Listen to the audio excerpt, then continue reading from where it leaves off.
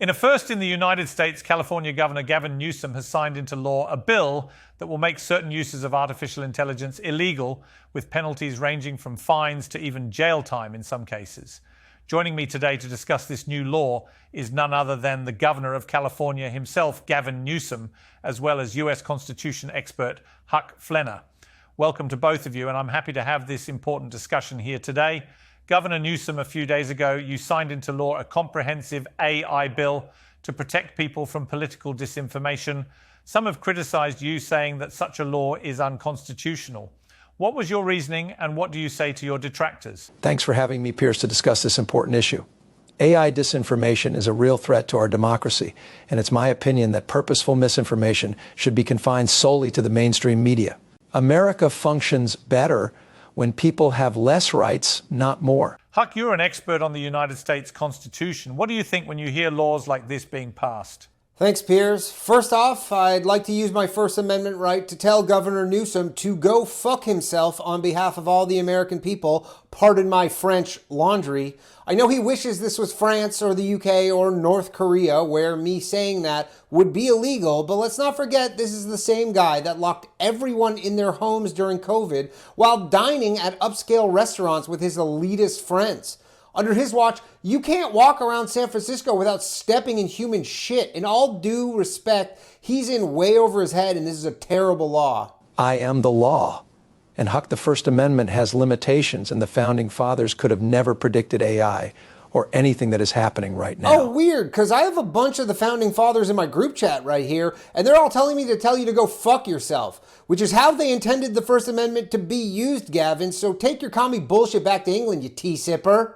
Huck, please refrain from insulting Governor Newsom. There's nothing wrong with a nice cup of tea. Plus, he's clearly just trying to protect democracy from an easily influenced segment of the population that is too stupid to know what's real and what's fake, but still gets to vote in elections. Exactly. Piers, the average American is borderline retarded.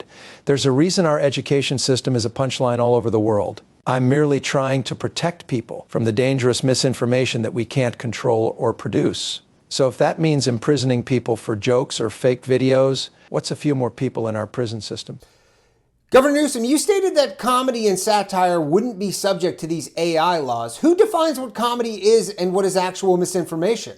I'm glad you asked that, because I consider myself a bit of a comedy nerd. My favorite shows of all time in order are Big Bang Theory, Young Sheldon, and all late-night talk shows since 2015. And in my opinion, Stephen Colbert deserves at least one Presidential Medal of Freedom, if not two. Jesus, that's some of the worst shit I've ever seen in my life. You see, Piers, this is why overreaching laws like this are so dangerous. You have this Patrick Bateman-looking asshole whose second favorite comedy show ever is Young Sheldon, deciding what comedy is when every show he just mentioned contains no traces of comedy whatsoever. Whoa, if you brought me on this show to listen to this asshat trash Young Sheldon, I'd much sooner leave than listen to him badmouth one of the greatest comedies of all time. And as Ronald Reagan famously once said, I'm from the government and I'm here to help.